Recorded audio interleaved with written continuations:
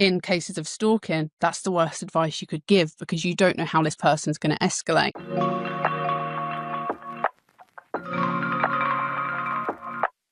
Welcome to the Digital Customer Communications Podcast, where we discover how leading companies engage, retain, and delight customers at scale. Today's episode is about what happens on a customer's worst day when they become a victim of cybercrime. From fraud to hacking and online abuse, the personal impact is often really severe. But what can organizations do to help consumers? Joining us is Charlotte Hooper, COO at the Cyber Helpline, a UK charity that supported over 1.5 million people with the fallout from digital threats. Hi, Charlotte. Hi, thank you for having me. Thank you so much for coming on. For those unfamiliar, I was reading through your website earlier and it's amazing that you've got, is it 180 volunteers or something, and you only started in 2018. You're supporting a lot of people with the fallout from these risks, these threats. Can you give us a bit of an overview of what the Cyber Helpline does? Yeah, sure. So we are essentially the cybersecurity industry coming together to try and help fill that gap in support for victims and survivors of cybercrime and online harms. So thinking about, a lot of our volunteers and a lot of our staff members, especially those working for MSPs, for example, they were finding they were getting phone calls from individuals every day asking for help, and they'd reached out to everywhere they possibly could and were kind of rolling through their last resorts, really. And they'd have individuals talking to them about stalking and malware, and they just couldn't afford the support that they would get from a cybersecurity company. All the cybersecurity companies just couldn't help them because it's not in their remit. And very quickly after, realizing that this was a massive gap, that when you tell an individual to report to the police, they were coming back and said, well, the police have asked me to gather evidence, so what do I do now? Yeah. We realised that this was a massive gap and kind of came together to build out the Cyber Helpline. And as you said, that is absolutely everything from fraud and scams to cyber stalking and intimate image abuse.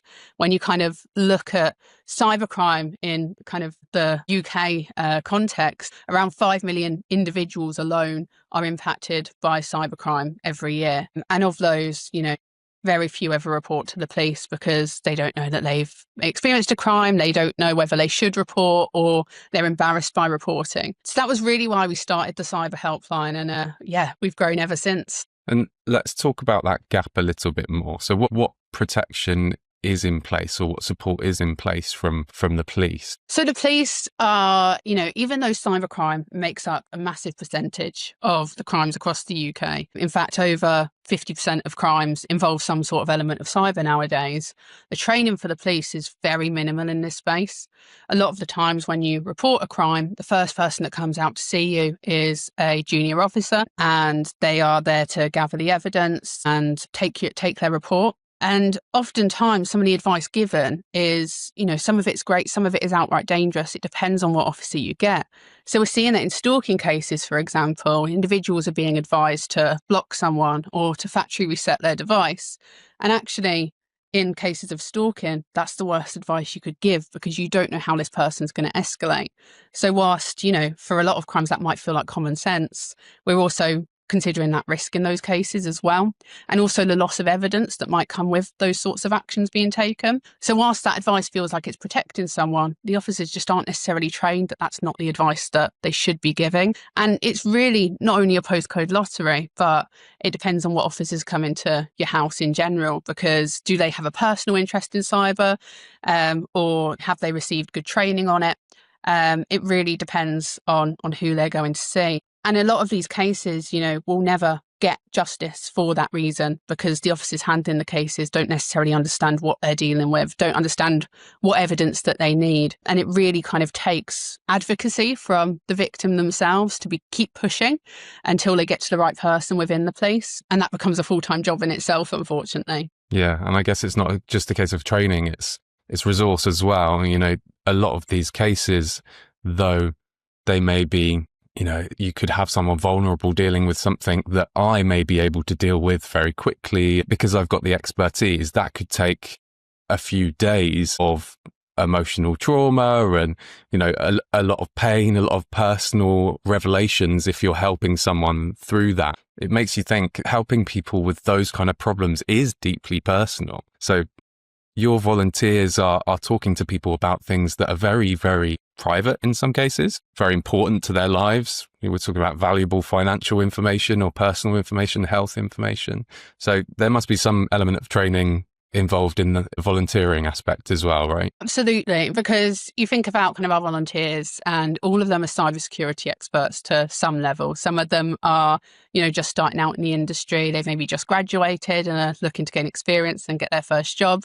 Others are CISOs and have been in the industry for years and want to give back to the community in that way. But ultimately, what it really comes down to is you've got the technical skills, but then it's the people skills on top of that. So we provide the training on not how, you look for malware and that sort of thing, but how do you do this for individuals? What are the sort of language tools that you need? And how do you kind of help somebody through that in a trauma-informed way, understanding what they're going through, asking the right questions? Because I think that can be the hardest part, right? When you're so ingrained in the tech industry, you see a case, and this is the hardest part. If someone comes to us and says, I think I've got spyware on my device. And if you hear that, the chances are, as a tech person, your first thought's going to be, okay, how do we look into the spyware? How do we remove that?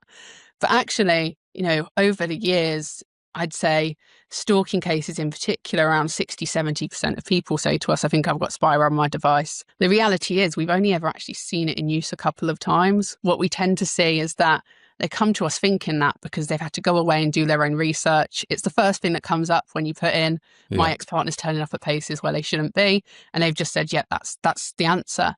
The reality is that we're seeing that it's, hacked email accounts where their location services are on, using things like Find My Device, or hacked iCloud and Google accounts where, it mimics spyware. You can see all the messages that you've sent. You can see that person's photos that they've taken. So it's kind of, there's a lot of misinformation out there for the individuals. So a lot of the training we do is around asking the right questions, starting from scratch and really getting to the bottom of diagnosing the issue before we delve into those recovery options. I suppose for a lot of businesses as well, they, with a lot of societal issues where there's not enough resource to support them, the businesses, like you said, MSPs, managed service providers, kind of pick up the slack.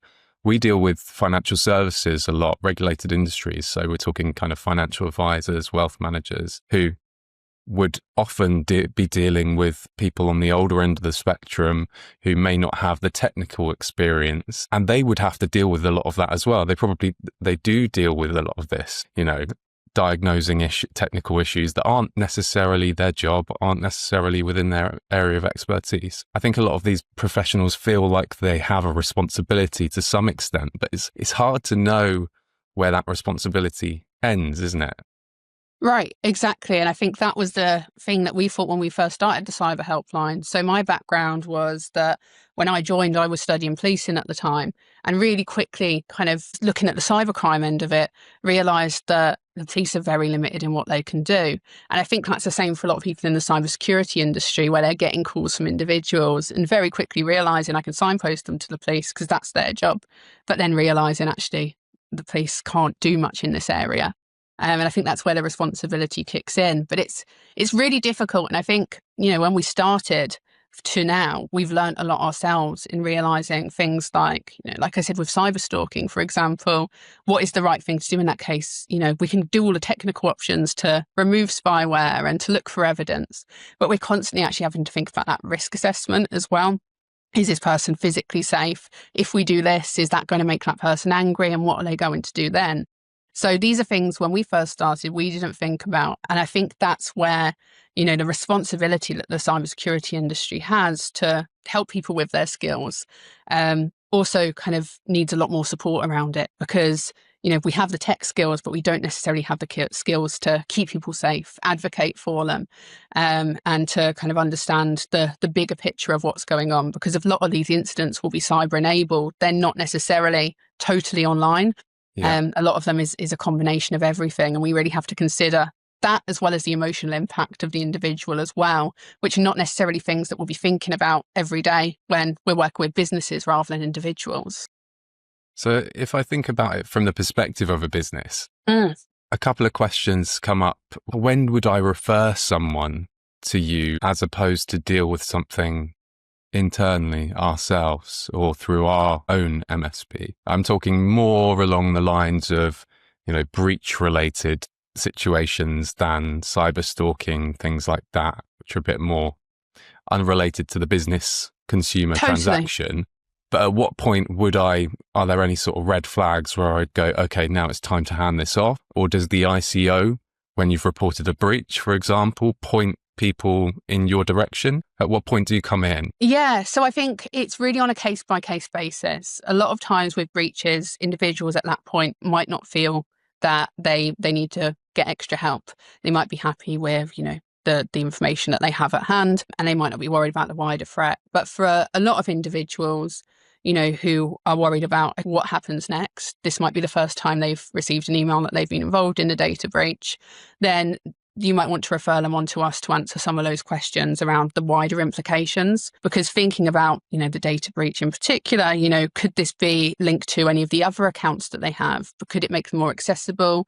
Are they a, victim of trafficking or domestic abuse where, the leak of this information could put them at physical harm or scares them into thinking that it could put them at physical harm? We might not necessarily know for sure if it would or not, but for somebody that's hypervigilant, it's always in the back of their mind. So I think those are the cases where we can support, is where they're worried about the wider implications that this might have and have questions that maybe the company or yourselves can't answer straight away.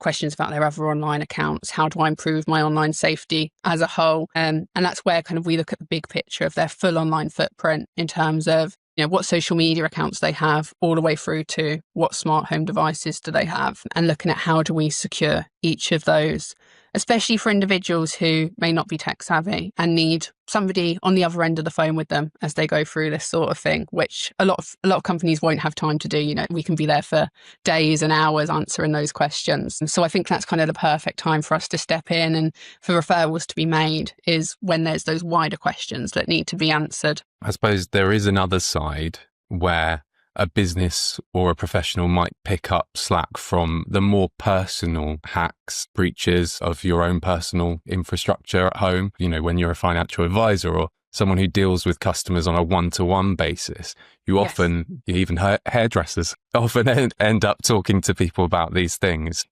In those situations, are there any red flags that they should watch out for?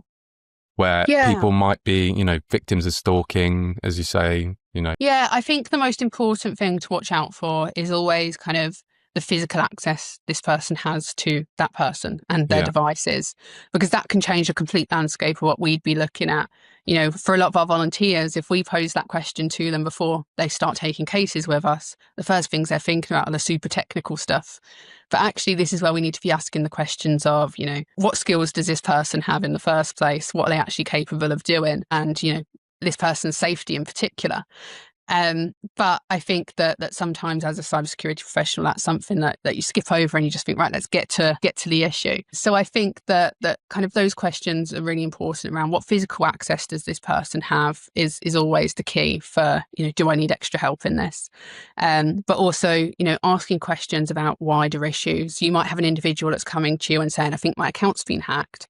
Okay, well, do you have an idea of who might have done it? Because in your head, you might be thinking, okay, this is an external threat actor. This is somebody who has nothing to do with this person. It's an organised crime group, whatever it might be. And you're not kind of asking those questions about, do you know who might have done this? Have you seen this behaviour on any of your other accounts? Because they might not necessarily think to even disclose that in the first place. So I would say asking questions is really the most important thing to start identifying those red flags and starting to think about, is this something that I can deal with? Or is this something I need to refer on? But particularly where there's multiple accounts and devices involved, I think is where we need to start kind of looking into the bigger picture of things. What are the most common things that you're seeing at the moment in terms of cyber criminal activity? So when we started, and since then, stalking has always been the biggest one for us. And usually that'll be ex-partners. And I think when we started, it was probably something we'd never thought of. So it kind of was something we had to learn a lot about. And we're seeing a lot of cases of, an ex-partner who has set up all of the accounts for the person. They've maybe set up their smart home and they just naturally have access to everything because of that. So when they leave the home, they're looking through their Ring doorbell to see when they leave the house. We've seen cases where, quite a few recently actually, of where, they'll look and see when they leave the house. And as a result of that, they'll turn the thermostat all the way up. so that when they get home, they realize that, the house is really hot. And that's really, just little things to let them know that they're there to make their bills higher, Yeah. things that you wouldn't really necessarily think about. But we see a lot of those cases of smart home devices being used maliciously by ex-partners or domestic cases.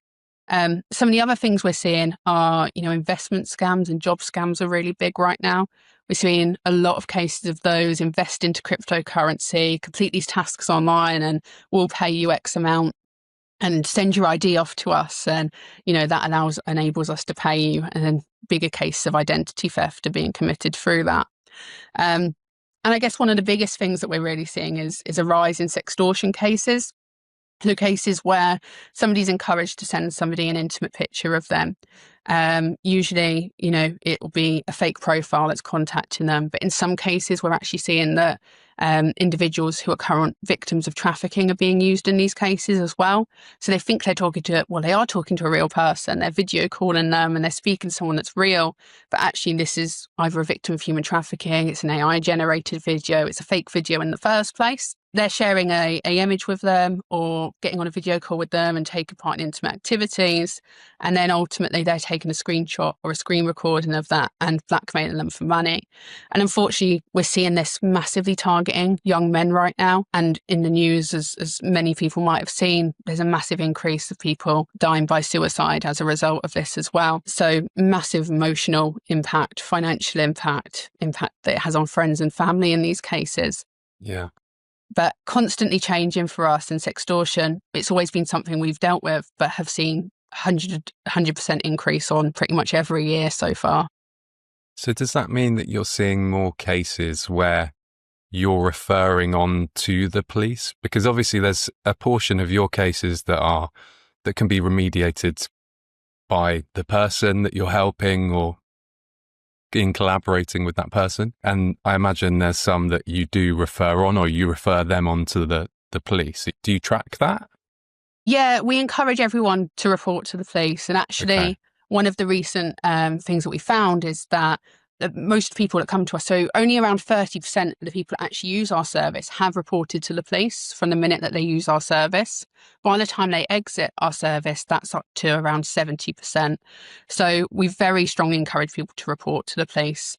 Ultimately, in a lot of these cases especially with fraud, they'll struggle to get any outcome. So as an example, 98% of cyber-enabled crimes across England and Wales actually result in no further action. They're often immediately closed. And that can be really hard for an individual to navigate. But you've also got to understand that this is really informing the police and other services on what they need to investigate moving forward and preventing others from being attacked in the future. So a lot of the time reporting to the police may not end in any outcome that the individual ever finds out about, but ultimately it goes into kind of their threat intelligence. So we strongly encourage reporting to the police. In a lot of cases, it will be no further action immediately. But if we do think there's more the police can do, then we will get in contact with officers in charge of cases and try and help them as well. Because a lot of the time, my favourite cases, for example, are where police officers call us up and say, what is an IP address? Because no one can be an expert in everything. Yeah. And being honest about, I don't actually know what I'm doing here is the most amazing thing anyone can do, is reaching out for help. For example, some police officers call us and don't even know that they have digital media investigators, and we have to help them to contact them within their own force. So just being not only an advocate for a victim in those cases and trying to encourage stuff to get done, but also just helping the police where they're struggling having that as well. Expertise. Yeah, absolutely. And I think, especially in policing, it can be really difficult to admit when you don't know something. There's a culture there of just never asking for help when you need it, and to be that group of people that can do that is absolutely amazing. Like I said, whenever we get a question from a police officer, it's my favorite case that we get. And you train with frontline professionals and police. Are there some sort of common myths and misunderstandings that they have often about cybersecurity? Totally. I think the favourite one that I talk about is often, the physical safety, because I think that in a lot of cases we speak to officers and they say, well, it's all happening online. So what's the risk? What do we need to do? And it's not only the risk that the perpetrator has to the individual, but the risk that individual has to themselves at that point as well. We don't know what emotional state they're in. We don't know what they're willing to disclose to us about their emotional state. So we really need to kind of tread carefully with that. But we see in a lot of cases that, there's just a lack of understanding of physical safety. It's all online, so we don't need to think about that risk assessment. It doesn't matter. That is something that we talk about a lot. And I think a lot of people are really shocked when we do deliver that training and talk about kind of the consequences of that. But I think also just kind of the capabilities of what someone can do with very minimal kind of technological experience. We talk about open source intelligence a lot. And we actually have a OSINT team internally who conduct some investigations to support police.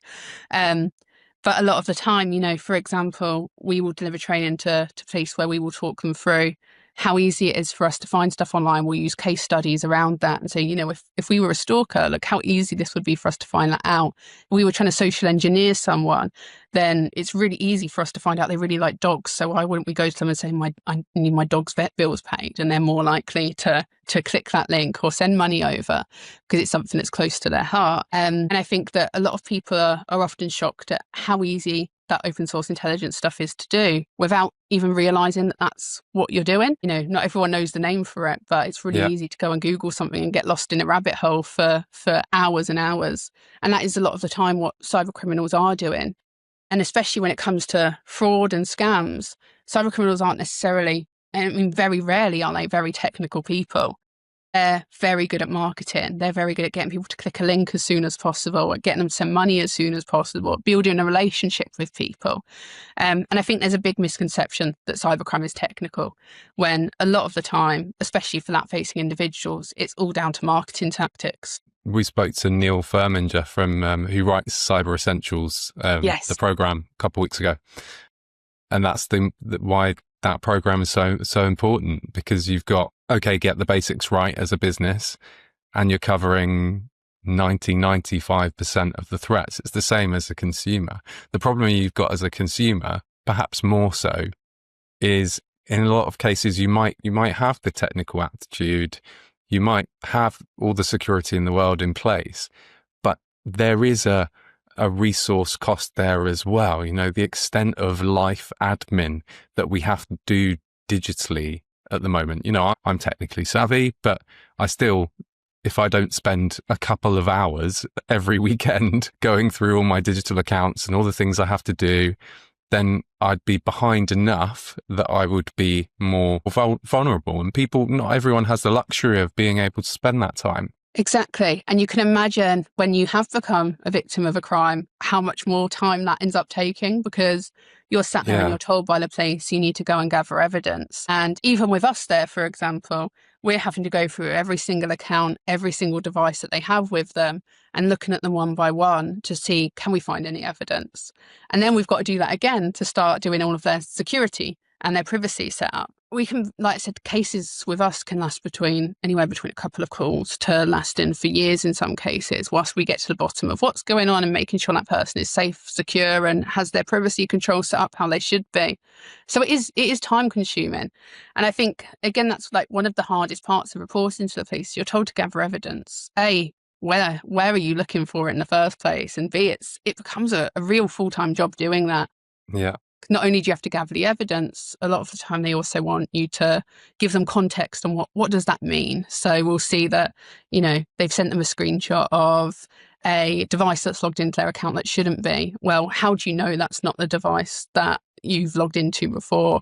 Some of the time, we'll have to sit there and check that IP address because the police don't know how to, and see if we can get any information from it before they go and get more information on that IP address. So it becomes really difficult. It becomes a real full-time job to gather that evidence. And you're obviously resource limited as well. Someone has to fund all of this, although you've got lots of volunteers. How does that balance work between funding and volunteering? That is the hardest bit, is funding. When when we started the Cyber Helpline, I think that no one else was doing this, and there's still no one else doing what we do. And I think because of that, we very kind of naively thought, the government are going to jump at this. We're helping them with their cases. There's 58% of crimes in the UK are now cybercrime. So why wouldn't they fund this? And I still don't know the answer to why, but it hasn't really happened to date. And thankfully, the cybersecurity community really get it. And that's where a majority of our funding has come from to date, has been from the industry, realizing that, they've got the money to help make a difference. They've got all of these cases that are coming to them that they want to help and they can't. So why don't we just give some money to Cyber Helpline and see if they can and get them to help out. So obviously the cybersecurity industry has been incredible and has been our main supporter through all of this, from, funding us, sponsoring us, putting on events for us and doing fundraisers as part of their team building activities.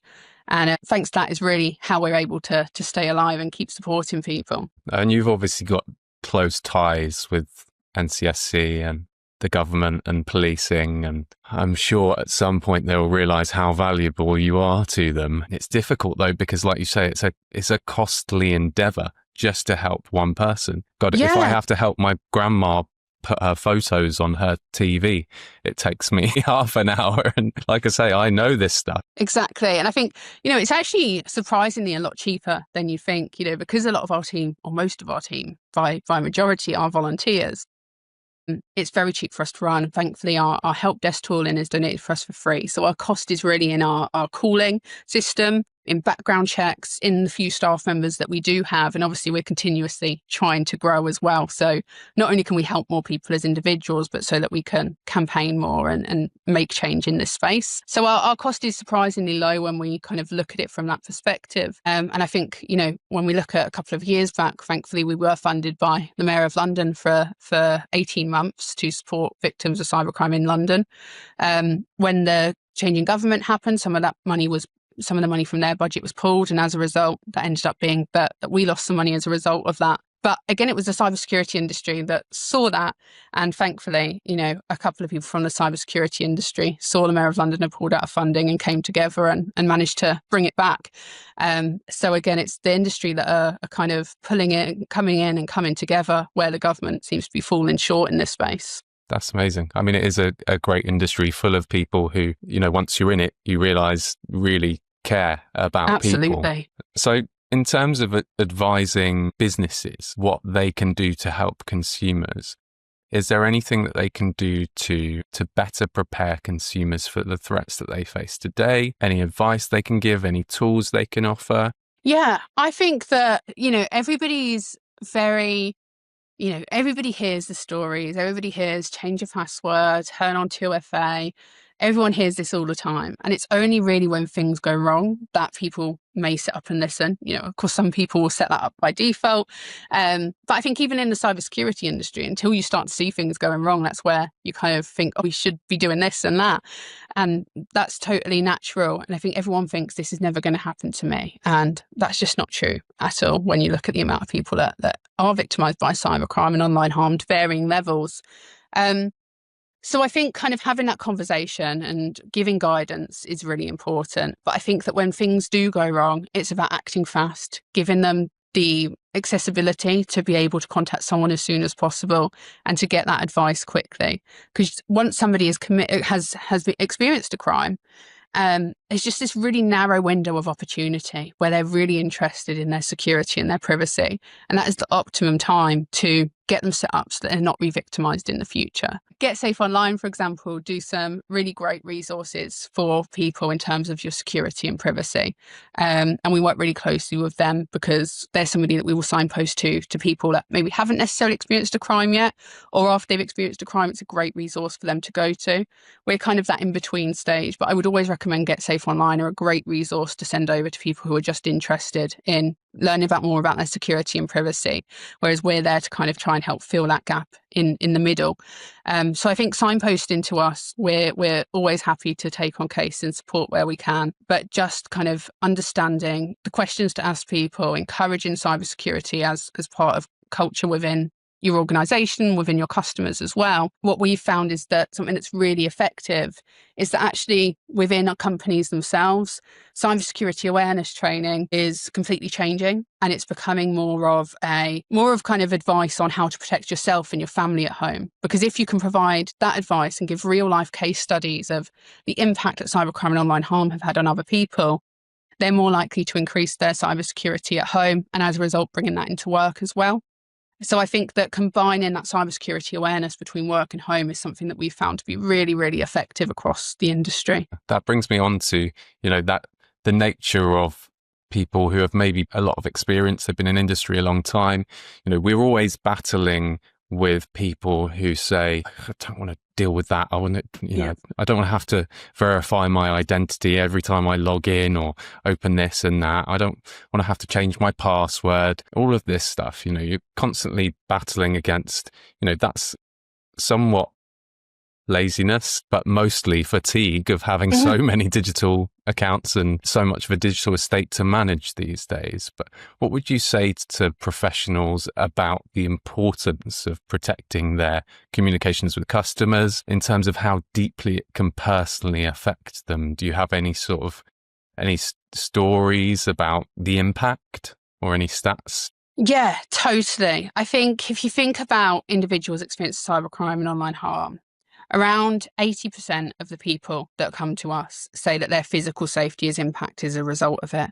And that is, the impact from the perpetrator, the impact that, they might have on themselves, but also from their friends and family as well. In a lot of cases, we hear about honor-based abuse, for example, where that person has engaged in an intimate conversation with someone, the image has been leaked, and they're worried about what their friends and family are going to do. So they feel really threatened physically by that. That's a lot of people. That's 70% of people. And I think when you think about cybercrime, a lot of people think it's just online. You can just turn your laptop off. But our whole world is digital now.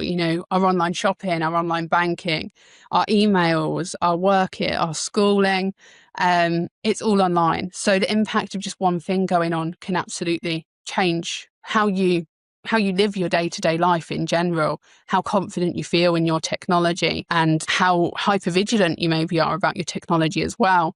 We've seen a lot of these cases that you've had malware on your device once, and every time something starts to go wrong now, it's absolutely terrifying, because is this happening again? It could be something as simple as you're scrolling through Facebook and you see an ad on there that, feels very personal, and it's about something you talked about the other day. And to that person, they're thinking, has that been put there by the perpetrator because they want me to know that they're listening to me? It's just a lot of hypervigilance around this. And that's a really difficult way to live your life when you're relying on the online world to do everything. I think the other thing to consider as well is just, it feels really difficult. Cybersecurity feels very difficult. And I think in the past it has been. I think there's still a long way to go with it. But things are getting simpler. And I think, there are tools there, and there's password managers. I know that iPhone now has built-in authentication, two-factor authentication, so you don't need a secondary authenticator to download. I think there's much easier things happening now. 2FA, for example, you get a text come through to your phone and you can have it autofill with your phone. It's a lot simpler than it was, and a lot less time consuming than it was. And it might take that initial time to set it up, but the impact it has not only on yourself but on your customers, on your clients is massive. Because if something does go wrong, that's where you're going to think back and think, I wish I'd done that at the time. And we've seen so many cases over the years of this exact scenario where people say, I wish I'd done that 5 years ago, I wish I'd done that before this all started. And unfortunately we can't go back in time, but we have the opportunity now to do something that is going to change, maybe not only your life, but change other people's lives as well, and stop the impact of cybercrime from being so severe or even happening at all in the first place. But if I had a penny for every time somebody said to me, I never thought this would happen to me, then I'd be rich. And it's so easy for me to say that. And I think everybody's thought it in their head at some point, this is never going to happen to me. But the reality is that it really could happen to anyone. And, we've had people from all walks of life come to us and say that exact thing. So you just never know when it will happen. You obviously listen to calls, and do you take calls sometimes? Yeah, I've never been able to step away from it because, I've been doing it for, since we started now, 6-7 years. And yeah, I'm running the operations, but I've never been able to step away from taking those cases because it's at the heart of what we do. So it's something that I still do very regularly. I always have a couple of cases that I'm taking at any one time. I'm interested as to how that's changed the way that you manage your own personal security and your digital life. Yeah, entirely, I think. Like I said, I came from a background originally the beauty industry, but then moving on to kind of policing. And it's never something I'd massively considered. I did always have kind of 2FA on and things like that. But I was also, by the age of like 13, 14, I had 20,000 followers on Twitter, for example. And I was stalked as a result of, Twitter for a number of years. And eventually went to the police, and my experience wasn't great. But it really made me think about, not only my security, but especially my privacy, because, at the age of 13, having 20,000 followers on Twitter, I'm posting everything on there, like selfies and all sorts, where you can see my house in the background, pictures in my car. And all of a sudden, I think, volunteering at the Cyber Helpline, when this happened, I've literally within 6 months of me starting volunteering, I found out I'd been stalked, and something just clicked where, it was like, I'm posting all of this stuff online, and, I don't know if somebody out there is really good at OSINT and they're going to find out where I live. You don't even have to be good at it. I was pretty obvious about where I lived. I'd post photos in my work uniform. At the time I was working in a beauty shop, and it just wouldn't have been that hard. And I think the combination of the Cyber Helpline and the stalking that happened to me was, changed the way my brain worked when it came to security and privacy completely. I was always very good at security. Privacy, I'd never even really thought about. I don't think any of us had the first sort of 10, 15 years of social, I don't know how long we've had it now, probably about 15 years of social media. It wasn't really a concern for when you were young and using it, because it was all new, wasn't it? We didn't have those safeguards in place. Now it's talked about a lot more. If I think of my daughter growing up, she's already embedded in it, and she's 2, she will be very, very well versed in how to stay safe, depending on how quickly things escalate. And that's my last question for you. It has to be about AI. Of course. You mentioned that the rising threats. How much worse has it gotten with AI? Sure, it's a really good question, because actually we're seeing the same crimes that are happening. Nothing is really massively changing. We're still seeing that, it's social engineering. In case of intimate image abuse or revenge porn, for example, we've had a couple of cases where actually what's happened is that they've taken a photo and created a deep fake of somebody and posted that online. I mean, in most of those cases, the deepfakes have been really, really bad. Like you can tell, but that's going to advance over time, and they're going to get better, of course. But the reality is that these are the same crimes that we're seeing. We're seeing intimate image abuse. We're seeing social engineering, but now we're seeing with the addition of AI creating the messages. So now you can't tell someone, look for spelling mistakes and look for this and that. It's more look for AI generated text. Yeah. Even then, it's easier said than done. So the crimes have become more sophisticated in that way, but it's the exact same things that we're seeing as we were 10 years ago, 5 years ago, a year ago, just with that sometimes added level of sophistication. I don't think that AI, I remember when it first became so easily accessible, those couple of years ago with ChatGPT, and we sat down and we wrote down a list of things we thought were going to change over the next year. And actually, some of the crimes that we wrote down are not something that we've seen yet, not something that we've seen in the media or in our caseload, and there probably will be soon to come. But what we're seeing more of is just that sophistication of AI, the sophistication that AI adds to these types of crimes that we would usually see. And I think that as we trust AI more, that's going to become more dangerous, because we're going to be feeding it more information, and the potential kind of data leaks that might come as a result of AI, for example. That's where I think the main concerns are. But I think in terms of the crimes themselves, nothing is changing. It's still the same remediations that we would say about before. They're just seeming that little bit more sophisticated at the moment. And I think, that's a sign of things to come, really. Nothing's going to change in the crimes we're seeing. They're just going to get better. I think that's a poignant place to finish. But I should ask you where we can find you and the Cyber Helpline online or elsewhere. Yeah, so we are thecyberhelpline.com. You can find us on X at Helpline Cyber, Instagram at the Cyber Helpline, and Facebook. Just pop in the Cyber Helpline and we should come up. But the best way to kind of get in contact with us is through our Contact Us form on the website. We also have a mailing list there as well if you want to learn more about us. Fantastic. I will go and subscribe now. Brilliant. My marketing team will be happy with me. You've got one more today. Yes. Thank you so much for joining me. It's been a really interesting chat. It's great to see that there are people out there that really care because they've been through it, or they know people that have been through it. Until next time, Charlotte Hooper, COO of the Cyber Helpline. Thank you very much. We'll speak to you soon. Thank you for having me. Thank you.